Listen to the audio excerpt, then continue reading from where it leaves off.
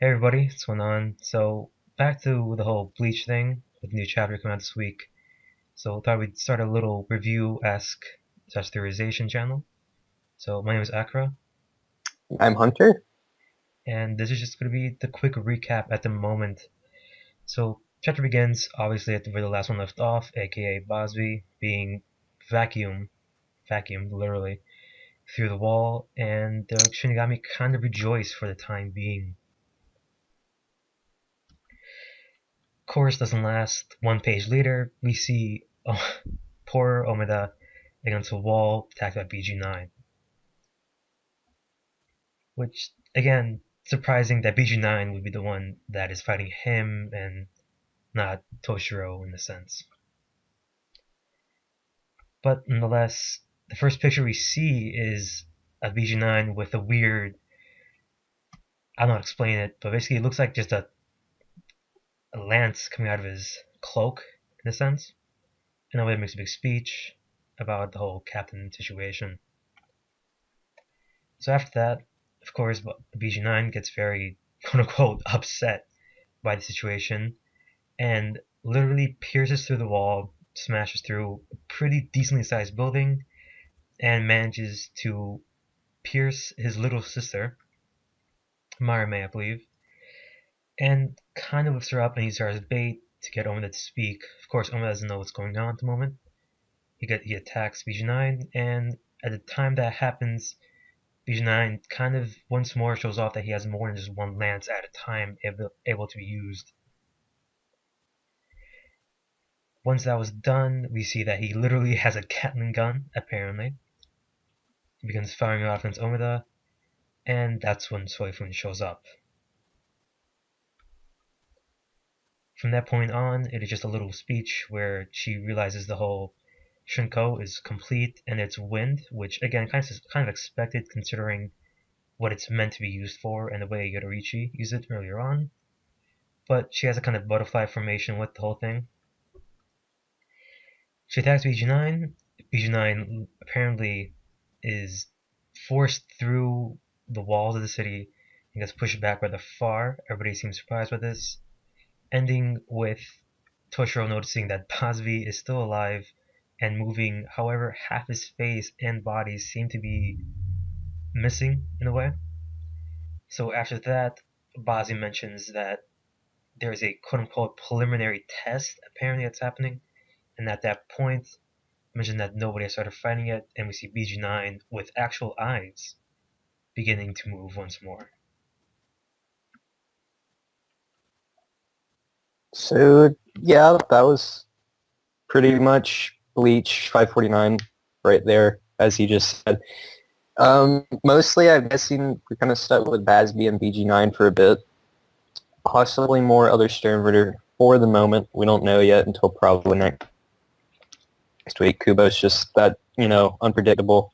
Kind of missing on the front between Shunsui and Hoshwalth, but there'll be a time for that.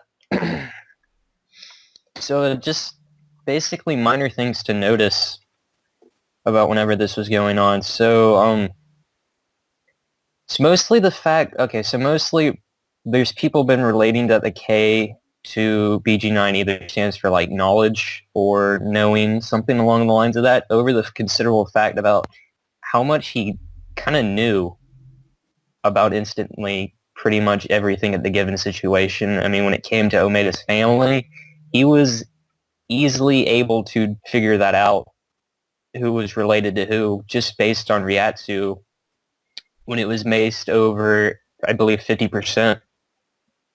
I mean, he was able to make those matches quickly. He mentioned that he had been tracking Soifon's all of that since like the beginning of their first fight.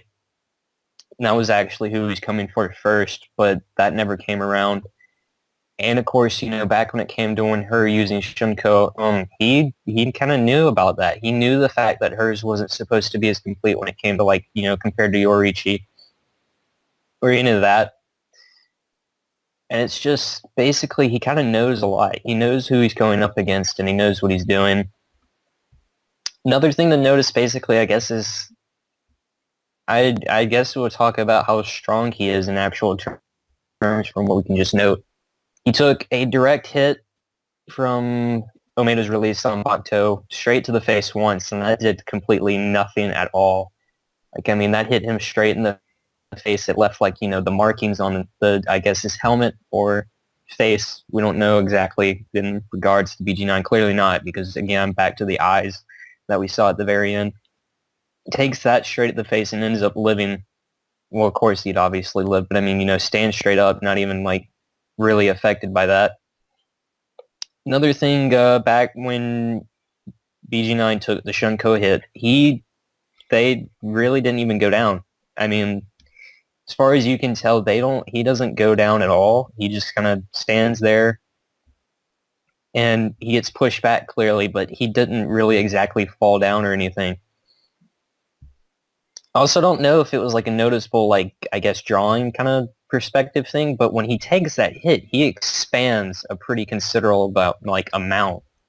Like, I mean, the whole entire cloak flies open and stuff, and his head's just completely, like, it seems like he's stretched out, I guess, leading to probably a kind of a guess to how his body is and whatnot. That whole system of, like, wires and stuff, the tendril kind of things. So clearly not, I guess we kind of first do have, like, I guess, like a robot slash cyborg or even kind of android kind of thing for the Quincy. So that's the thing.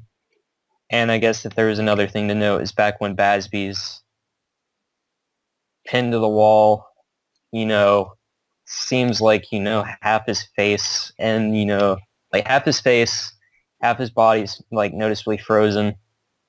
And then once he starts getting all of that, excited and getting ready to move on with the fight, it starts melting away. So he's clearly not even close to finished yet. And no idea whether or not he took that hit with Blut, but whether or not he used that ability, it's kind of still representative of what his strength is. Yeah, again, you have to notice that these guys literally, for BG9 to have taken a direct hit from Shunko and be totally fine, and as Hunter mentioned, the sheer amount of space that he seemed to have grown through the hit, albeit it is wind, so perhaps the cloak was spread out through the force of it, and there's just, as he said, a force of tendrils and perhaps even an android-like system beneath it. And he seems to just get up without a single issue. Bosby, again, in one of the images, it seems as though the ice wall that he was pierced with is literally cutting through most of his right side. And in a matter of seconds, the whole, literally a mixture of Tucson Bakto, is just melted away and completely disregarded as nothing and completely meaningless to him. It just seems as though, again, the theories that maybe they're already dead or that they don't really have an existence anymore and they lost that sheer humanity, like Uryu, for example. He's still human, but perhaps these guys have already lost that sort of human side and they can take more hits than the average person. Case in point, Basvi, I think Nana and Asnot all got hit by Yamamoto's Bankai, I believe, and to a point they were completely fine. They seemed nothing had happened, and they just completely came back, which again kind of reiterates that they might still be lacking in that sort of skin and bone humanity and just have it as an outerwear. So that, and just again a small thing to note. It's no really idea on how long these fights are going to go.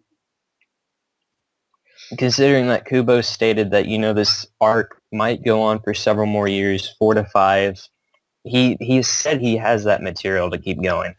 So it's kind of obvious that, these fights can't go straight out, last 3 to 4 chapters and then that's it. Like, I mean, this isn't a situation like where it's like either Joshiro fighting Tyr or Mary fighting Zyle, Kenpachi fighting Ortora. It's nothing like that because it's the fact that these are first considerable enemies of like a group of enemies we've seen that can actually stand on the same level as a captain and even go beyond. I mean, we've seen the Espada go pretty decent but they never went to this level of extent. And it's also another thing to note is really starting to seem like, losing a Bankai isn't really making much of a difference at all, other than what? You can't kill the guy straight away. That's basically all that's been noted. And again, we still have four captains currently alive, I think, that have Bankai stolen. It was Soifon, Dashiro, Kamamura, and Byakuya, added with Yamamoto, but of course he's dead. So that's four captains right there, two of which we have to see and how they're doing.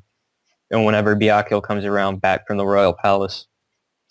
And it's just still amusing. We have to remember, I mean, so far we've just seen Basby versus Toshiro, and we've seen BG9 versus Omeda and Soifon. We've touched lightly on Askin going up against the 12th Division and somewhat against Hoshwalth against Shunsui and Owl. So it's just we Kubo hasn't even gotten us into that part. We're 3 chapters in back from hiatus, and we're in deep. I mean, we've got literally just 2 main fights going on right now, with 2 potentially preparing to start, and that's not even the majority of the Sternritter right there. We still have probably, I'm not doubting, I don't know the number off the top of my head, considering, there was the few that got killed off during the first invasion. There's still plenty left. I mean, we haven't checked on Kang. We haven't checked in on, people like Asnote or Bambietta. There's plenty left to go around, and it's still just surprising how much longer this can go. And you start getting curious of how it can go, what you're going to learn. I mean, of course, of all the letters that are there to learn, and basically that. So, I mean, there's still a lot to this fight we haven't seen yet, and it's going to be really interesting to see what Kubo can actually show next week, because right here at the bottom of the chapter it said, next time the Sternritter goes on the counteroffensive, what is his true power? And that would be in reference to Basby. So it's possible that we're probably going back on a switch off to Basby versus Toshiro, possibly touch up on BG9, or it might completely switch over to another fight. And it doesn't have to be the currently existing fights that have been either starting or waiting to start. We still have, again, like the previous mentioned Sternritter that haven't even been shown yet, haven't gotten to a fight yet. There's still two Sternritter we've actually seen that haven't even been given a letter yet, rather than, the definitions of that letter. And then there's probably about 2 to 3 we haven't even seen yet, as in we don't know who they are, what they look like, what their letter is, all of that. So, basically that. So it's just pretty much where Kubo can go next week, besides Basby and Toshiro or BG9, Soifon, and that is, we don't know. And it's just, again, really, really interesting and curious to see what can happen. Yeah, because like you said, literally the characters you're missing out are some of the most interesting ones. Which again, Askin, despite his rather flamboyant design, literally seemingly has control of all dimensions in the form of just being able to teleport around. We have the one completely unknown Quincy who literally blew out Shinsoi's eyes and managed to go from his quote unquote release state right back to where he was in a matter of seconds without the sort of preliminary issues that we saw in case in point Uryu, or even through Quilg, who just got decimated despite his appearance. And again, there's many Quincy's that we still don't know what they stand for. Kang, for example, then we gotta remember that Bambietta also has these multiple subordinates who have yet to be given a sort of not letter, but a point in case what exactly they can do. Because once more, we have unique abilities, but we don't have epithets, which is quite a thing to be taken note of. Because one of the few complete ones that we have is the closest to being complete and noteworthy is Basby and Asnot.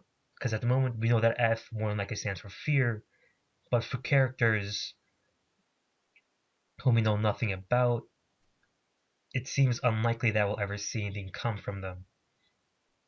And again, the special war power is Zaraki, who was yet to be seen from, and he might even have a Bankai at this point, which, as is, just sounds completely insane, as if that will definitely break the point of what is happening. Not to mention Haswolf being one of the biggest issues and threats at the moment to all.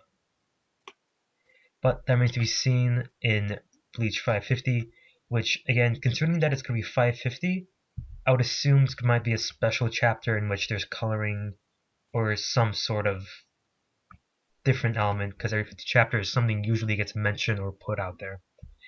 But nonetheless, that covers most of everything, so on to the next one, and hopefully, like Hunter said, we'll touch base on BG9 and mainly focus on apparently Basvi. So just quick theory of what there might be to see, I guess. Quick theory, as No, in, I would well, I assume, mean, the usual okay, stuff. like yeah, usual stuff. Might learn what the K means. I want to say that I'm not saying probably next chapter, but definitely someone in the few, as in at least probably according to Kubo, how he acts. At least probably, hopefully, under the next 50, we'll come across Aizen again, because Aizen he's out of Mukin because his little bondage chair is no more. Hope we all realize that the noticeable thing back during the first chapter once it came back during the 12th division when all the computers were disappearing, that means the very chair Aizen was bound to is now gone. He's he's free to go. He's a free man. As if he wasn't free He before. did not even serve a good considerable amount of his time and he's gone. Yeah, it took what, 2 years maybe?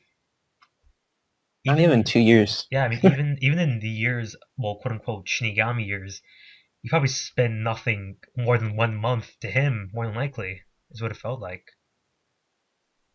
I mean, not even that, considering he's immortal. So I mean, it's like, To him, it really makes no difference. Yeah, what was it, like 22,000 years? That's like nothing at all to him.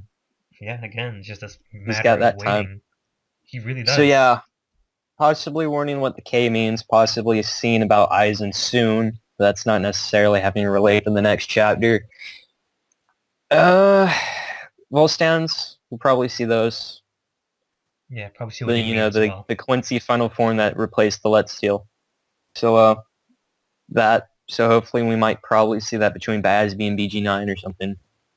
One could be. Otherwise, there's not really much that's where Kubo can probably go with this. I mean, I don't expect him to suddenly cut to like what Ichigo did last time and just completely burst through the other end of the Garganta and go straight for Ivok or something. But, you know, we still got to count the fact that he'll be probably coming back around soon before the whole,